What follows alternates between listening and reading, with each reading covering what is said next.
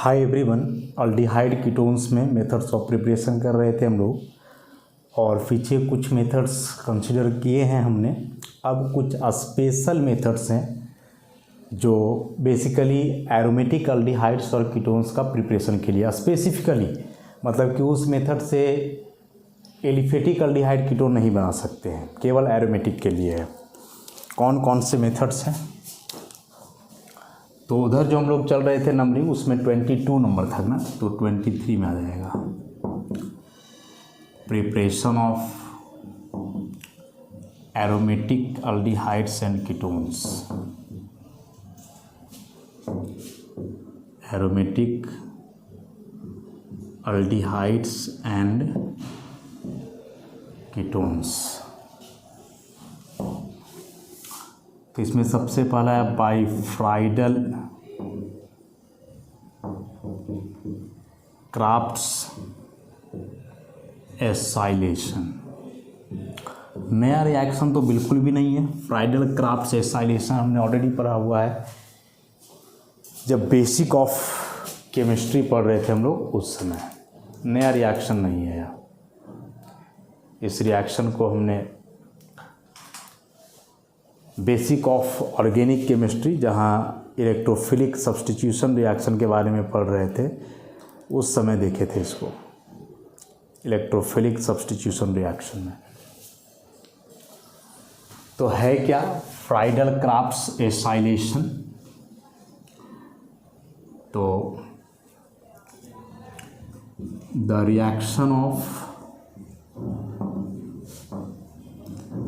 N aromatic compound. अब aromatic compound में कई बार बता चुके हैं कि हम लोग बेंजीन से बहुत ज़्यादा फैमिलियर हैं, तो बेंजीन को ही डील करेंगे। So the reaction of an aromatic compound मतलब benzene with acid chloride. The reaction of an aromatic compound with acid chloride in the presence of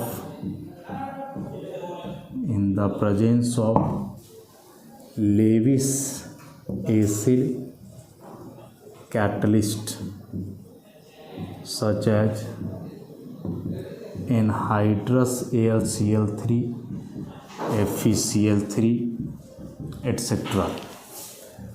to form corresponding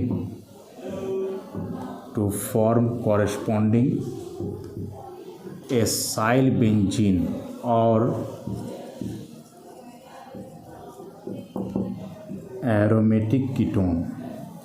The reaction of an aromatic compound मतलब benzene with acid chloride in the presence of a Lewis acid catalyst such as this is to form corresponding acyl benzene, या यही acyl benzene को हम लोग aromatic ketone कहेंगे। Each known as Friedl crafts acylation, FC acylation. और बेहद important reaction है, लगभग हर चैप्टर में आ ही जाता है। जहाँ भी बेंजीन रिंग आएगा वहाँ इस रिएक्शन से पाला पड़ेगा, सामना करना होगा इस रिएक्शन का। मैकेनिज्म चूँकि इस रिएक्शन का हम लोग देख चुके हैं, वही जब बेसिक ऑफ ऑर्गेनिक केमिस्ट्री पढ़ रहे थे, तो मैकेनिज्म अभी डील नहीं किया जाएगा। ऐसे है कि बेंजीन रिंग, प्रत्येक कार्बन में एक हाइड्रोजन होता है। Acid chloride ClC double bond OR, acid chloride anhydrous AlCl3, ई होना बड़ा ज़रूरी है। तो सिंपल सा सब्स्टिट्यूशन रिएक्शन था कि एरोमेटिक रिंग से हाइड्रोजन हट करके इसके जगह पे जो पूरा एसाइल ग्रुप है वो जाता है। तो यहाँ से मतलब HCl बाहर होगा, मोटा मोटी यही समझना है। ऐसे C double bond OR plus HCl, this is acyl benzene. यह जो ग्रुप देख रहे हो ना, दिस वन, यह पूरा ग्रुप कहलाता है एसाइल ग्रुप। इस पूरे ग्रुप को हम लोग क्या कहते हैं? Acyl group. तो एसाइल ग्रुप आकर के बेंजीन में जुड़ रहा है, दैट्स वाई एसाइलेशन। वही अल्काइल ग्रुप जुड़ता था तो अल्काइलेशन कहते थे। फ्राइडल क्राफ्ट्स जो है दो तरह का था, फ्राइडल क्राफ्ट्स अल्काइलेशन और फ्राइडल क्राफ्ट्स एसाइलेशन। तो फ्राइडल और क्राफ्ट्स तो नाम है दो अलग अलग लोगों का। अल्काइलेशन तब जब यहाँ अल्काइल ग्रुप जुड़ेगा और एसाइलेशन तब जब यहाँ एसाइल ग्रुप जुड़ेगा। बस सिंपल सी बात है। और यही एक तरह से देखोगे तो एरोमेटिक कीटोन है, क्योंकि यह जो बेंजीन रिंग है उससे डायरेक्ट जुड़ा हुआ है कार्बोनिल कीटोनिक ग्रुप, तो इसी को हम लोग एरोमेटिक कीटोन भी कहेंगे, एरोमेटिक कीटोन भी कहेंगे। अब इसी में अलग अलग ग्रुप यहाँ लेते जाओ, रिएक्शन को कंप्लीट करते जाओ और प्रोडक्ट बनाते जाओ। जिस तरह का एसिड क्लोराइड लोगे उस तरह का वहाँ कीटोन बनेगा, उस तरह के प्रोडक्ट का जो है फॉर्मेशन होगा। तो देखें एग्जाम्पल में,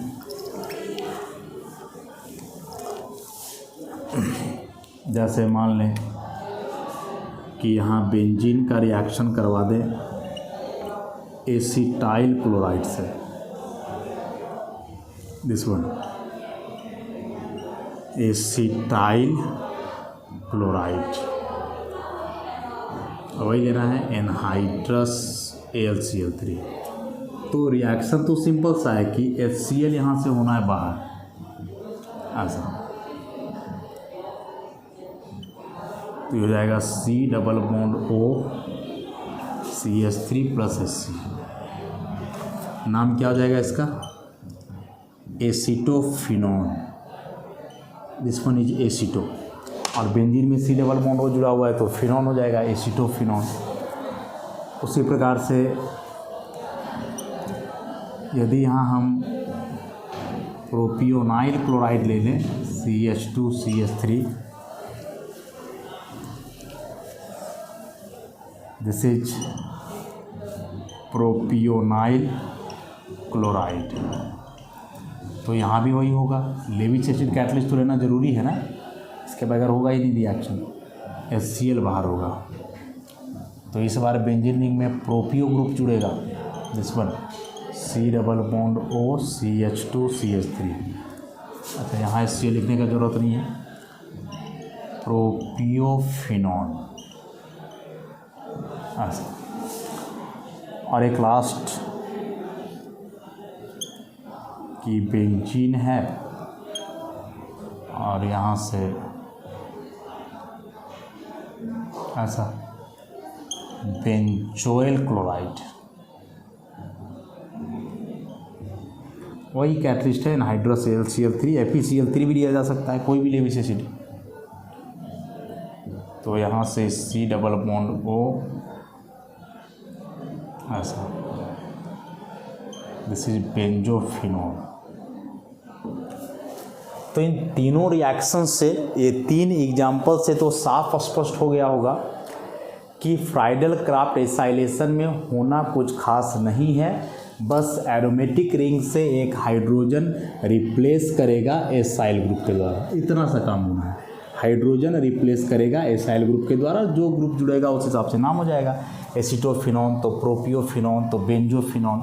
कन्वर्सन भी आ सकता है डायरेक्ट कि बेंजीन टू एसिटोफिनॉन है, benzene to propiophenone, benzene to benzophenone ऐसे। अब एक प्रश्न मन में आ रहा होगा, क्या आ रहा होगा कि यदि यहाँ हम लोग फॉर्माइल क्लोराइड लें तब ऐसा, फॉर्माइल क्लोराइड तब तो अल्डिहाइड बनेगा, तब तो बेंजल्डिहाइड बन जाएगा। लेकिन पहले भी इस बात का हम जिक्र कर चुके हैं कि यह जो फॉर्मल्डिहाइड है या फॉर्माइल क्लोराइड जो है वह एसिड क्लोराइड में सबसे अनस्टेबल है, बहुत अनस्टेबल है। यूँ बोलो कि एग्जिस्ट नहीं कर पाएगा, ये तुरंत डिकम्पोज कर जाता है CO प्लस HCl में। हाइड्रोजन क्लोराइड और कार्बन मोनोऑक्साइड में जो है तुरंत से डिकम्पोज कर जाता है। तो कॉपी और बोर्ड पर लिखने के लिए तो आप कुछ भी लिख दोगे, लेकिन प्रैक्टिकली यह पॉसिबल है नहीं। तो यह एक मेथड हो गया फ्राइडल क्राफ्ट एसाइलेशन। नेक्स्ट है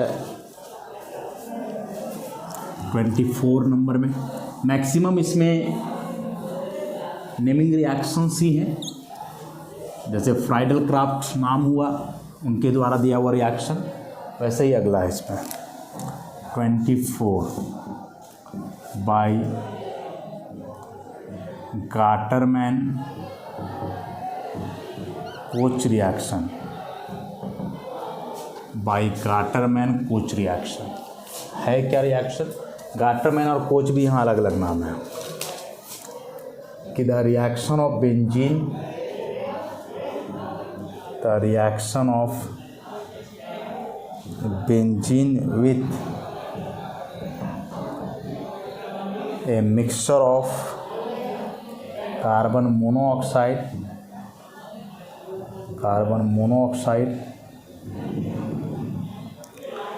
and hydrogen chloride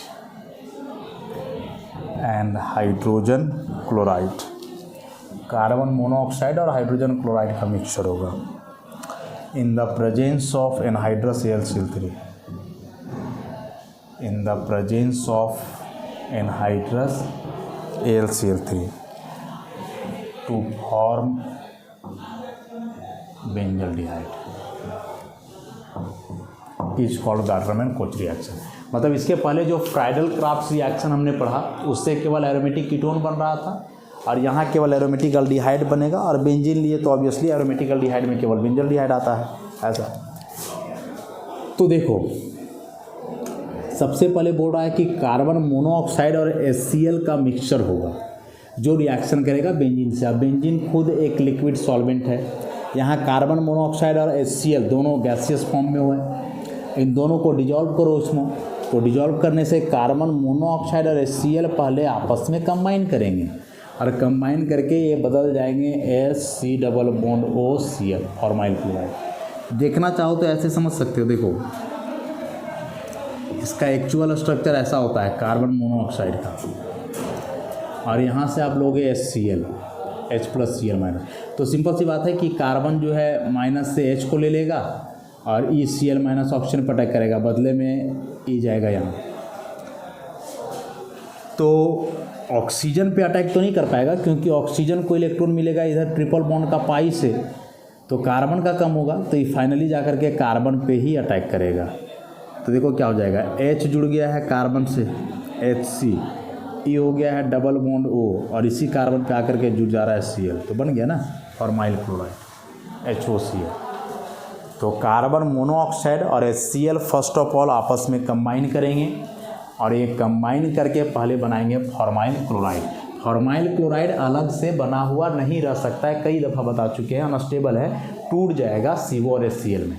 इसलिए क्या करना है कि फॉर्माइल क्लोराइड उसमें नहीं डालना है, बल्कि CO और HCl डालना है जो आपस में कंबाइन करे टेम्परली और बना दे फॉर्माइल क्लोराइड, और तब जा कर के जो है सोई बेंजीन से रिएक्शन करे ऐसा। Cl C double bond OH और यहाँ AlCl3 है, ठीक, तो HCl बाहर हो जाएगा, तो ये हो जाएगा ऐसा बेंजल्डिहाइड। तो इसी रिएक्शन को हम लोग ऐसे लिख सकते हैं इनडायरेक्टली, इस तरह से लिख सकते हो, benzene plus CO plus HCl और यहाँ एनहाइड्रस AlCl3 ऐसे लिख सकते हो, और तब जाकर के इसमें जुड़ेगा और ये बन जाएगा COCl। तो अलग से फॉर्माइल क्लोराइड नहीं, बेंजीन में डायरेक्ट हम लोग कार्बन मोनोऑक्साइड और HCl मिला देंगे, तो वो दोनों पहले आपस में रिएक्शन करेंगे इस तरह से। यहाँ जो मैकेनिज्म हम बताए कि कार्बन अटैक करेगा H+ पे, पाई जाएगा ऑक्सीजन पे क्योंकि इस पे प्लस है, तो कार्बन इलेक्ट्रॉन डिफिशिएंट बचेगा तो Cl- अटैक करेगा और ये कंपाउंड बनेगा, और फिर ये जाकर के बेंजीन से रिएक्शन करके benzaldehyde, and this is called Gattermann Koch reaction, जो पर्टिकुलरली बेंजल्डिहाइड के लिए है, एरोमेटिक एल्डिहाइड के लिए है, कीटोन इससे बनना पॉसिबल नहीं है।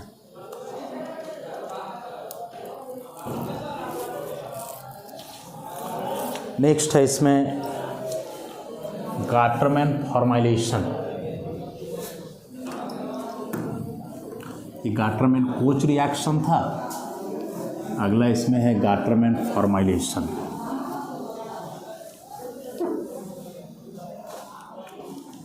पच्चीस नंबर बाइगाटरमैन फॉर्माइलेशन।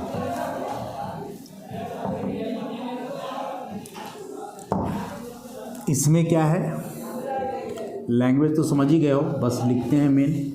बेंजीन का रिएक्शन हाइड्रोजन क्लोराइड और हाइड्रोजन साइनाइड के मिक्सचर से। कैटलिस्ट वही होगा एनहाइड्रस AlCl3 और प्रोडक्ट बनेगा benzaldehyde. So this is called Gattermann formylation, reaction of benzene with a mixture of hydrogen cyanide and hydrogen chloride in the presence of Lewis acid catalyst। हालांकि बीच में hydrolysis भी होता है, direct नहीं होगा, और हाइड्रोलाइसिस होने के बाद प्रोडक्ट क्या बनता है इसमें, बेंजल डिहाइड बनता है, और इसी को हम लोग गाटरमैन फॉर्माइलेशन। फॉर्माइलेशन बता चुके पहले कि फॉर्माइल वर्ड का मतलब है CHO, तो एरोमेटिक रिंग में CHO ग्रुप जुड़ेगा, that's why it is called formylation. मिला ना, यहाँ बेंजीन है, यहाँ बेंजीन में CHO आ गया, तो ये फॉर्माइलेशन होगा। कैसे रिएक्शन जरा इसको समझ लें आप। देखो HCN एक कोवलेंट कंपाउंड है, बहुत ही वीक एसिड होता है, वेरी वीक एसिड। हाइड्रेटेड रहा तो हाइड्रस फॉर्म में, गैसियस है तब तो फिर कोई मतलब ही नहीं है। और इसका कम्बिनेशन होगा HCl से, तो HCl में H पे प्लस Cl पे माइनस, बड़ा आसानी से या नाइट्रोजन अपना लोन पेयर देगा इसके तरफ, तो इसके पास होगी इलेक्ट्रॉन की कमी, तो या फिर इस पाई को भी ड्रॉ करेगा, तो हो जाएगा HC डबल बॉन्ड N, इससे जुड़ गया है H। नाइट्रोजन का लोन पेयर इधर H के पास गया, तब तक एक लोन पेयर बॉन्ड से आ भी गया, कार्बन फंस गया, इस पे आ गया प्लस, और बगल में Cl माइनस, ऐसा है। इसे हम कहते हैं, इसे कह सकते हो iminium chloride. Imine, carbon nitrogen के बीच डबल बॉन्ड हो तो इमीन, कार्बन नाइट्रोजन के बीच सिंगल बॉन्ड हो तो अमीन कहलाता है ए, और कार्बन नाइट्रोजन के बीच यदि ऐसा डबल बॉन्ड है तो इसको हम लोग क्या कहते हैं, इमीन कहते हैं, तो ये हो जाएगा इमीनियम क्लोराइड, ऐसा। अब इसमें क्या होगा कि कार्बन पे प्लस आने से अब पूरा सिस्टम बन गया है इलेक्ट्रोफाइल, क्योंकि एरोमेटिक सिस्टम लोगे तो बिना इलेक्ट्रोफाइल का रिएक्शन नहीं होगा, तो कार्बन पे प्लस आने से या पूरा सिस्टम क्या हो गया है, इलेक्ट्रोफाइल हो गया है, ऐसा। तो अब फाइनली एरोमेटिक रिंग का होगा इससे रिएक्शन, इस CH plus NH Cl minus counter ion के रूप में होगा। अब जा कर के जो है या बेंजीन में ये जो पाई इलेक्ट्रॉन है वो अटैक करेगा इस पर, लेविस एसिड कैटलिस्ट होगा एनहाइड्रस AlCl3, तो ये बदल जाएगा कुछ ऐसा,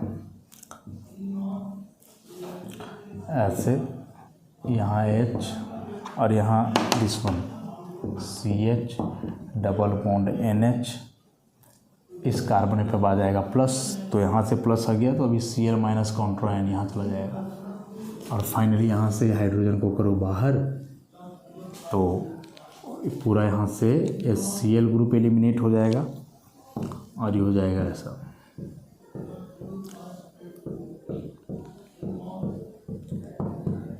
NH, HCl को यहीं रख सकते हो, EH और Cl, इसको पढ़ेंगे हम लोग बेंजल्टीमीन हाइड्रोक्लोराइड, बेंजल्टीमीन हाइड्रोक्लोराइड, ऐसा। और अब जो यह बेंजल्टीमीन हाइड्रोक्लोराइड बना, इस बेंजल्टीमीन हाइड्रोक्लोराइड का हम लोग करने वाले हैं हाइड्रोलिसिस करेंगे इसका। और हाइड्रोलाइसिस में तो हम लोग देख ही चुके हैं होता कैसे है, सो कई बार देख चुके हैं। ई ऑक्सीजन के साथ इतना हो जाएगा अलग, और H2 और इतना हो जाएगा बाहर, तो it becomes like CHO plus NH2Cl और दो यहाँ से NH4Cl बाहर। क्योंकि देखो कार्बन नाइट्रोजन डबल बॉन्ड का हाइड्रोलाइसिस से कैसे कार्बोनिल ग्रुप आता है इसको बताया कि मैकेनिज्म इसका हम लोग देख चुके हैं, तो बार बार एक ही मैकेनिज्म को लिखना सही नहीं है। So this is Gattermann formylation. The reaction of benzene with a mixture of hydrogen chloride and hydrogen cyanide in the presence of anhydrous HCl3 followed by hydrolysis to form benzaldehyde is known as Gattermann formulation. Reaction कैसे हुआ? तो HCl weak acid होने के नाते HCl के साथ combine किया। अब यहाँ HCl भी है, तो HCl हम लोग जानते हैं कि स्ट्रॉन्ग एसिड है, तो यदि यह स्ट्रॉन्ग एसिड है तो E अपना H+ देगा, कंपटीशन होगा यहाँ कि H कौन देगा, तो जो स्ट्रॉन्ग है तो E अपना हाइड्रोजन देगा, इसे तो स्ट्रॉन्गर एसिड है, आई लोन पेयर के थ्रू से लेगा। तो यहाँ बीच में एमिनियम क्लोराइड इलेक्ट्रोफाइल बनता है और वह इलेक्ट्रोफाइल बेंजीन पे अटैक करेगा, तो बीच में ऐसा बनेगा बेंजल्डिमिन हाइड्रोक्लोराइड, फाइनली इसका हाइड्रोलाइसिस से बेंजल्डिहाइड। बस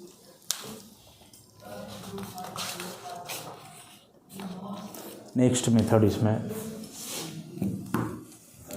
25 के बाद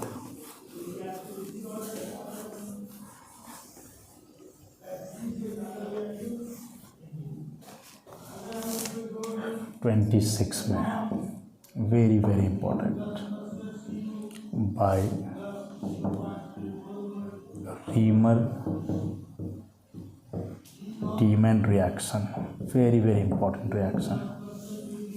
ऑब्जेक्टिव हो या सब्जेक्टिव दोनों मायने में यह एक बेहद इंपॉर्टेंट रिएक्शन है।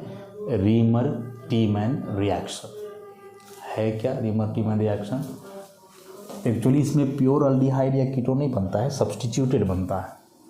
फिनॉल का रिएक्शन है, पहले 2 बार इस रिएक्शन को पढ़ चुके हैं, हेलो अल्केन वाले चैप्टर में क्लोरोफॉर्म के लिए, फिर इसको हमने पढ़ा फिनॉल वाले चैप्टर में, और फिर यहाँ है तो the reaction of phenol with chloroform. Phenol का रिएक्शन किसके साथ? क्लोरोफॉर्म के साथ। in the presence of aqueous या alcoholic KOH at about 340 Kelvin to form salicylaldehyde.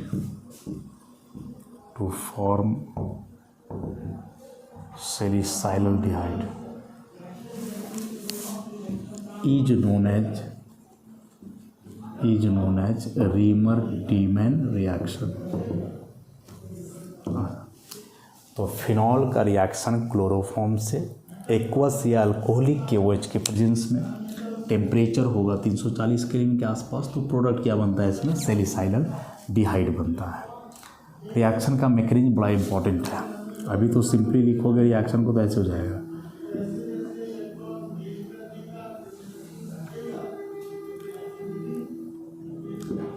ये हो गया फिनॉल प्लस क्लोरोफॉर्म, यहाँ क्या लोगे? एक्वस या अल्कोहलिक KOH हीट, तो यहाँ जा कर के जुड़ेगा CH4 group, CH4, this is सैलिसाइलल्डिहाइड ऐसा। और यही रिएक्शन को हम लोग रीमर-टीमैन रिएक्शन के नाम से जो है जानते हैं। सबसे इम्पॉर्टेंट इसका मैकेनिज्म है कि कैसे यहाँ यह क्लोरोफॉर्म जो है जा कर के CH4 में कन्वर्ट हो रहा है, वेरी इंपॉर्टेंट मैकेनिज्म। अब देखो 3 चीज़ रिएक्शन में इन्वॉल्व है, फिनॉल क्लोरोफॉर्म रिएक्टेंट्स के रूप में, सैलिसाइलल्डिहाइड प्रोडक्ट के रूप में, तो अल्डिहाइड क्लोरोफॉर्म फिनॉल, और ये 3 अलग अलग चैप्टर हम लोग को पढ़ना था, इसलिए हमने फिनॉल में भी इस रिएक्शन को पढ़ा, क्लोरोफॉर्म वाले टॉपिक में भी पढ़ा, और अब सैलिसाइलल्डिहाइड मतलब कि अल्डिहाइड में भी पढ़ रहे हैं। इसको मैकेनिज्म समझा जाए इसका।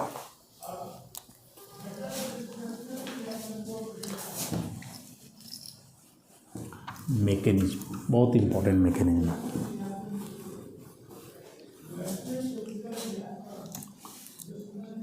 मैकेनिज्म अभी मैकेनिज्म में सबसे पहले होगा क्या, सो ध्यान दोगे, इलेक्ट्रोफाइल बनेगा, जेनरेशन ऑफ इलेक्ट्रोफाइल का बनना। कैसे बनेगा इलेक्ट्रोफाइल? देखो क्लोरोफॉर्म लिए हो, हम लोग जानते हैं कि इसमें जो 3 क्लोरीन है वह कार्बन के तुलना में बहुत ज़्यादा इलेक्ट्रोनेगेटिव है, तो तीनों क्या करेगा? इस बॉन्ड के इलेक्ट्रॉन को जो है विड्रॉ करेगा। तो इस केस में यह हाइड्रोजन के इलेक्ट्रॉन को फिर कार्बन विड्रॉ करेगा और हम कहेंगे कि यह हाइड्रोजन इस केस में हो जा रहा है हाईली एसिडिक, क्योंकि हाइड्रोजन जुड़ा है कार्बन से, कार्बन जुड़ा है 3 मोर इलेक्ट्रोनेगेटिव क्लोरीन एटम से, और ये क्लोरीन एटम कार्बन के इलेक्ट्रॉन को विड्रॉ करेंगे, कार्बन हाइड्रोजन का करेगा। तो जो हम लोग बेस लेकर के रखे थे ना, ये बेस क्या करेगा, इस हाइड्रोजन को एब्स्ट्रैक्ट करेगा। तो अल्कली यहाँ बेस का काम कर रहा है, तो ये OH माइनस और H मिल के हो गया H2O और यहाँ बन गया कार्बन आयन, ये शिफ्ट करेगा यहाँ। तो यहाँ 2 इलेक्ट्रॉन माइनस और 3 Cl, ट्राइक्लोरोमिथाइल कार्बन आयन। तो अभी भी विड्रॉल होगा ना, क्लोरीन अभी भी विड्रॉ करेगा। तो फाइनली एक क्लोरीन को यहाँ से निकाल ही दिया जाए, और जब एक क्लोरीन को फाइनली निकाल ही दोगे तो इस Cl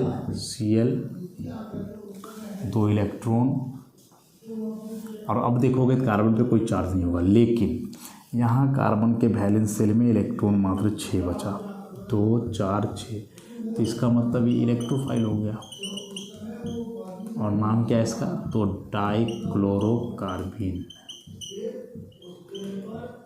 अच्छा, तो यह बहुत इंपॉर्टेंट है कि रीमर टीमन रिएक्शन में इलेक्ट्रोफाइल क्या है, तो डाइक्लोरोकार्बीन, शॉर्ट में इसे ऐसे लिखा जाएगा CCl2। कार्बन पे कोई चार्ज नहीं होगा, न्यूट्रल इलेक्ट्रोफाइल है डाइक्लोरोकार्बीन, ध्यान रखोगे, बेहद इंपॉर्टेंट। अब क्या होगा कि यही इलेक्ट्रोफाइल का एरोमेटिक रिंग पे अटैक होगा। एरोमेटिक रिंग के अटैक होने के बाद एक एक करके क्लोरीन हटते जाएगा और फिर वहाँ जो है सो ग्रुप आते जाएगा। तो नेक्स्ट अब होगा क्या कि चूँकि रिएक्शन आप करवा रहे हो अल्कलाइन मीडियम में, तो ये जो फिनॉल आपने ले करके रखा है और मीडियम यहाँ है अल्कलाइन, ये तो पहले एसिड बेस का रिएक्शन हो जाएगा ऐसे, और ये हो जाएगा O माइनस और K प्लस। अब फाइनली यह अटैक करेगा इलेक्ट्रोफाइल पे ऐसे, कि यहाँ से ये अटैक करेगा इस पे, तब तक यह ऑक्सीजन जो है अपना लोन पेयर दे करके इस कार्बन के बॉन्ड की भरपाई करेगा। तो ये हो जाएगा कुछ ऐसा ऐसा ऐसा डबल बॉन्ड O, और यहाँ H पहले से था और ये जगह जुड़ कर गया Cl, 2 इलेक्ट्रॉन माइनस और अभी K प्लस काउंटर आयन के रूप में यहाँ आ जाएगा बस। अब इसको वापस करने के लिए जो है यहीं से जो इलेक्ट्रॉन बेंजीन का आया पाई और फिर ऑक्सीजन का लोन पेयर शिफ्ट किया, उसकी भरपाई के लिए जो है हम लोग अब करेंगे क्या यहाँ कि इस बॉन्ड को करेंगे शिफ्ट यहाँ, ये ऑक्सीजन को दे देंगे वापस, और ई कार्बन जो है क्या करेगा कि अपने लोन पेयर से ही H को ले लेगा, मतलब जो इलेक्ट्रॉन पेयर बच गया यहाँ, तो ये हो जाएगा ऐसा ऐसा ऐसा ऐसा, O पे सिंगल बॉन्ड माइनस और फिर से K प्लस यहीं जाएगा, और यहाँ जुड़ गया Cl H। अब फाइनली यहाँ जो कार्बन में 2 क्लोरीन है, ये दोनों क्लोरीन जो है रिप्लेस होंगे OH के द्वारा, मतलब यहाँ एक प्रकार से न्यूक्लियोफिलिक सब्स्टिट्यूशन रिएक्शन जैसा कुछ होना है ऐसा। यहाँ से अब न्यूक्लियोफिलिक सब्स्टिट्यूशन रिएक्शन होगा ऐसा। OH माइनस जो यहाँ न्यूक्लियोफाइल का काम करेगा, इधर काम कर रहा था बेस का, किसका काम करेगा, न्यूक्लियोफाइल का। तो Cl को बाहर करो क्योंकि अभी भी तो कार्बन के इलेक्ट्रॉन को विड्रॉ करेगा ना, तो अब यहाँ से करेगा ऐसा अटैक। तो ये हो जाएगा कुछ इस तरह से,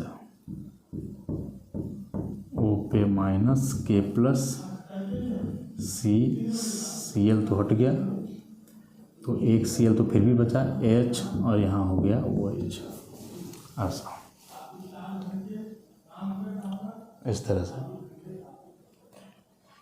अब फाइनल स्टेप है कि अगेन एक Cl बचा है, तो इसको करो बाहर, कार्बन के वैलेंसी को मेंटेन करने के लिए इसके लोन पेयर को कर दो यहाँ, तो ये हो जाएगा ऐसा।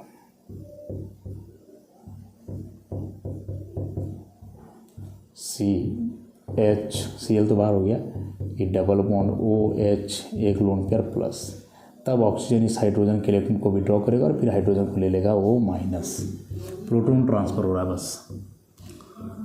तो अभी हो गया OH C double bond OH और ई जो यहाँ से निकला Cl माइनस और यहाँ का K प्लस, तो KCl बन गया सैलिसाइलल्डिहाइड। तो यही मैकेनिज्म था। सबसे पहले क्या किया हम लोग कि क्लोरोफॉर्म का एसिडिक हाइड्रोजन एब्स्ट्रैक्ट करवाए, कार्बन आयन बनाए, फिर क्लोरीन हटा, डाइक्लोरोकार्बिन इलेक्ट्रोफाइल बना। फिर चूँकि फिनॉल यहाँ है, बेसिक मीडियम में रिएक्शन है, तो एसिडिक होने के नाते फिनॉल इसे कंबाइन करके फिनॉक्साइड सॉल्ट बनाएगा। और अब यहाँ से बेंजीन में इलेक्ट्रोफिलिक अटैक होगा इस डाइक्लोरोकार्बिन का। ऐसे रिएक्शन प्रोसीड करते जाएगा, क्लोरीन हटते जाएगा, बीच में OH माइनस न्यूक्लियोफाइल के जैसा काम करके अटैक करेगा और फाइनल फिर जो है सैलिसाइलल्डिहाइड। तो ऑब्जेक्टिव में इलेक्ट्रोफाइल बड़ा इंपॉर्टेंट है। ऐसे भी पूछ सकता है कि इस रीमर टीमेन रिएक्शन में जो अल्कली वह किस चीज़ का काम करता है, बेस का या फिर न्यूक्लियोफाइल का? तो दोनों का। शुरू के स्टेप में हम लोग देख रहे हैं कि बेस का काम कर रहा है और बाद में फिर किसका काम किया है, न्यूक्लियोफाइल का किया है। तो ये बड़ा इंपॉर्टेंट है। तो कर लोगे मैकेनिज्म को एक बार ज़रूर अच्छे से और स्टेप से 1-2 बार लिखोगे, समझ में आ जाएंगे। तो कुछ मेथड्स और बचे हुए हैं, उसे नेक्स्ट लेक्चर से हम लोग कंटिन्यू करेंगे। आज के इतना ही, धन्यवाद।